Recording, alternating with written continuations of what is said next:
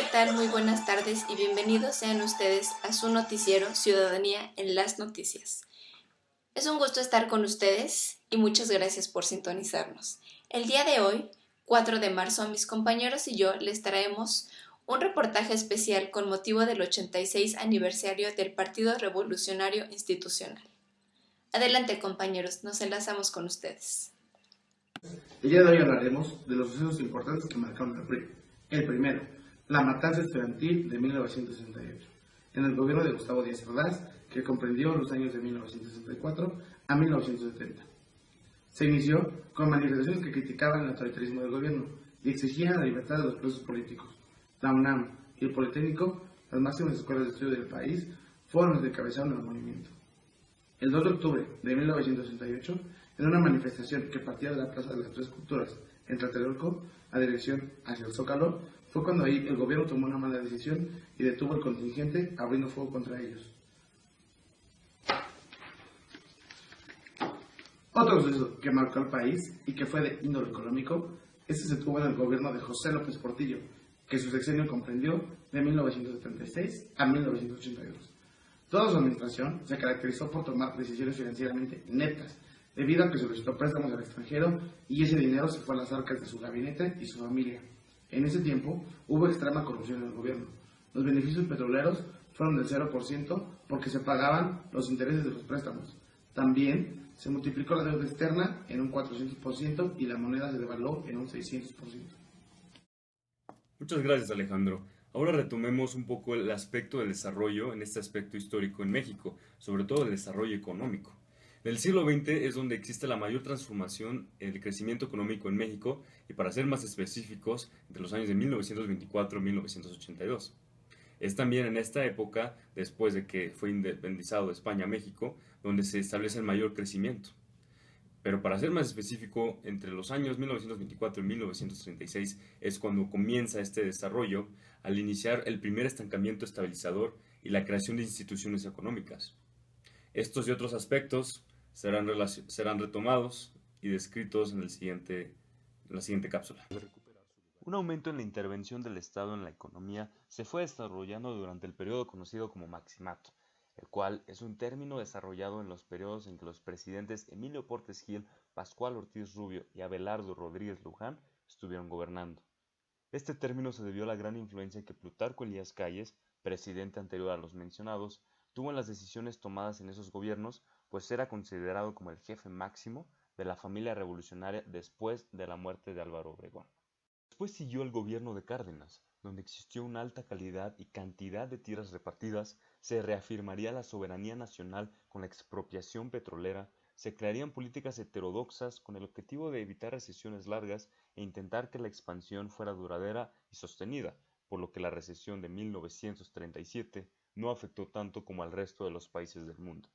De igual manera, cambió el nombre del Partido Nacional Revolucionario a Partido de la Revolución Mexicana. Los periodos de Manuel Ávila Camacho, Miguel Alemán y Adolfo Ruiz Cortines se caracterizaron por proveer apoyo a la industrialización. También se contó con un impulso favorable a la sustitución de importaciones, provocado por la Segunda Guerra Mundial, y la creciente demanda de materias primas mexicanas. Esto continuó después con la protección del Estado a los productores nacionales, impulsando la industrialización sustitutiva de importaciones. Los gobiernos de Echeverría y López Portillo tuvieron en común la preocupación por mantener el crecimiento económico de un país cuya población crecería aceleradamente. Echeverría decía que era necesaria una reforma fiscal, pero el enfrentamiento con el sector privado provocó que se complicara la situación hasta llegar a la fuga de capitales y la devaluación de 1976. El establecimiento de reformas que impulsaron el cambio estructural tuvieron dos enfoques: revisar el papel del Estado en la economía y la relación de México con el exterior. Se introdujeron políticas de privatización de empresas públicas que se inició con Miguel de la Madrid y alcanzó su clímax con Salinas de Gortari. Respecto a las relaciones con el exterior, se tradujo un impresionante incremento de las exportaciones mexicanas, pero que a su vez desarrolló un crecimiento muy alto de las importaciones asociadas a estas. Hoy somos una economía muy abierta, que crece lentamente y no ha sabido aprovechar la mayor parte de sus tratados con el exterior, ya que solamente tenemos una relación superavitaria con nuestros socios de América del Norte. pero perdemos posiciones año con año en estos mercados frente a nuestros competidores asiáticos. Ahora bien, ¿cuáles son las instituciones que se crearon durante este periodo histórico y que aún permanecen en la actualidad? Logros innegables del partido son la creación del Instituto Politécnico Nacional, donde se inicia la política pública en favor de la ciencia y la tecnología. De igual manera, se inicia con la campaña nacional contra el analfabetismo y la expansión de escuelas rurales. A través de la reforma agraria se hizo la repartición de tierras a miles de campesinos. Se creó el Instituto Nacional de Antropología e Historia. De igual manera, se creó el Departamento de Asuntos Indígenas, el Banco de Crédito Rural, presas para la irrigación, el Departamento de Turismo, el Tribunal Fiscal de la Federación y en 1937 se nacionaliza Ferrocarriles Mexicanos. Para 1938, el presidente Lázaro Cárdenas hace la expropiación petrolera y funda Pemex. Se hace la fundación del Instituto Mexicano de Seguro Social y a nivel internacional México avanzó formando parte de la inclusión en la ONU.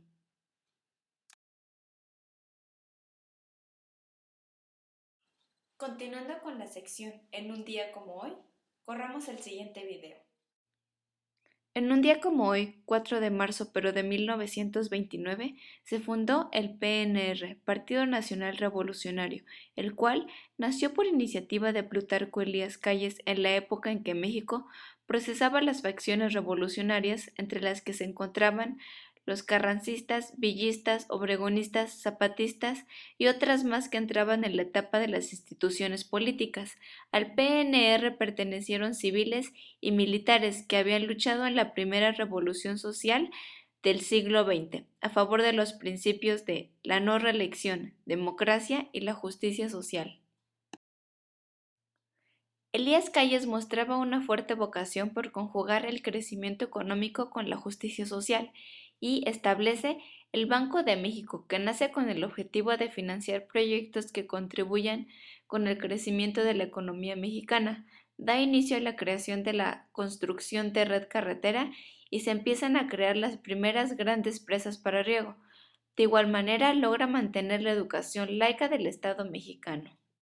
9 años más tarde, después de la ruptura entre el general Plutarco Elías Calles y el entonces presidente Lázaro Cárdenas, se realizó un cambio en las directivas del partido a nivel nacional y se incluyó a varias centrales obreras del país que hasta entonces estaban fuera del partido. Se cambió el nombre de la institución por el de Partido de la Revolución Mexicana, PRM, transformándose en un partido de masas bajo el lema por una democracia para los trabajadores.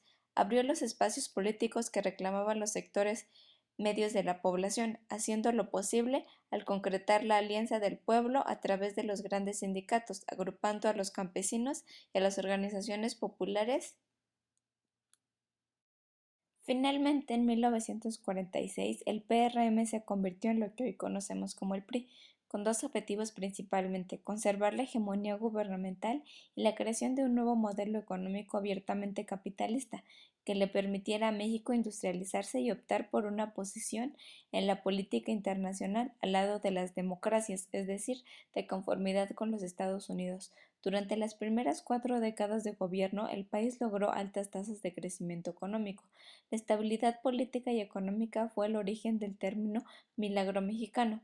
Por estas razones y por una débil oposición, el dominio del PRI fue casi absoluto, tanto en ámbito federal como en los ámbitos estatal y municipal en todo el país. El partido, con sus distintos nombres, gobernaron prácticamente todo el país por 70 años, y aunque hay varios ángulos para mirar al PRI, al partido se le considera como el descendiente directo de la Revolución Mexicana. Muchas gracias por su atención. Mario, ahora vamos contigo. Compañera Carmen, se te olvidó mencionar también la parte del transporte, que eso, bueno, el metro, por ejemplo, es lo que se creó en ese tiempo y seguimos teniéndolo hoy en día, además de la implementación de otros canales, otras vías de transporte aquí en la Ciudad de México, principalmente. Y bueno, con esto cerramos el noticiero del día de hoy. Muchas gracias por atendernos y escucharnos. Esperemos que haya sido de su agrado esta recapitulación de la historia del Partido Revolucionario Institucional. Y para finalizar, para dejarlos aquí en los créditos, vamos a ver la opinión del público, ya que no solo es importante la opinión de políticos e historiadores, sino también de la soberanía popular. Muchas gracias y buen día. Aquí empezando nuestra gama de reportajes para Noticias en la Ciudadanía desde Teoloyucan, Estado de México. Vamos por la noticia. Hola, buenas tardes, compañeros. Aquí en Ciudadanía de Noticias estamos entrevistando a la señora Rosa María Hernández. y queremos preguntarle qué opina del PRI.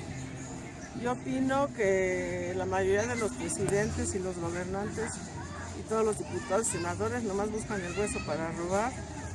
Para mí el mejor presidente que ha habido del PRI ha sido López Mateos, porque ese sí ayudó a los pobres y hizo bien su trabajo. Fue un presidente sencillo y humilde, y los demás puro viajar y viajar como el que está ahora, te lleva el dinero en puros viajes y que es que ayudan a los pobres y puro cuento. Muchas gracias por su información. Estamos en nuestra segunda entrevista en Noticias de la Ciudadanía. Vamos a entrevistar al ingeniero Enrique, y queremos preguntarle qué opina del PRI. que es un buen partido, pero es mucha la corrupción. Pienso que todos los diputados, senadores, todo, deben de tener vergüenza y saber lo que están haciendo. Es una lamentable idea que ayudan a México. No lo ayudan, lo están corrompiendo, bola de rateros. Muchas gracias por su información. Hola, buenas tardes, estudio. Aquí para Noticias de la Ciudadanía, nuestra tercera entrevista. Estamos con la doctora Susana Verduzco. y queremos que nos dé su opinión de cómo vio el cambio del PAN a ahora tener el PRI de nuevo. Pues está un poco difícil porque como que la corrupción aumentó ahora, ¿no? Como que ya saben el territorio que les toca y como que está peor la situación de violencia en todos lados. Bueno, pues muchas gracias por su opinión. Aquí Alejandro Peláez, para nuestra cuarta entrevista de Noticias de la Ciudadanía. Vamos a buscar a nuestro siguiente entrevistado. Señora, ¿Perdón? ¿me puede dar su opinión del PRI?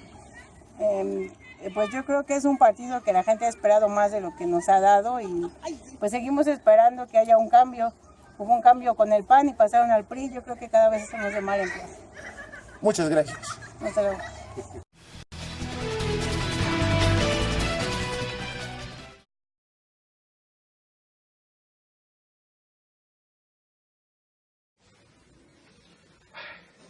La teoría de ciudadanía es una tontería. El rayo emprendedor no sirve para nada.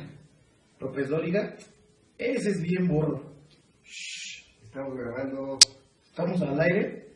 Avísenme, yo diciendo maldiciones. ¿Cuántas dije? ¿3 maldiciones? Avísenme que estamos al aire.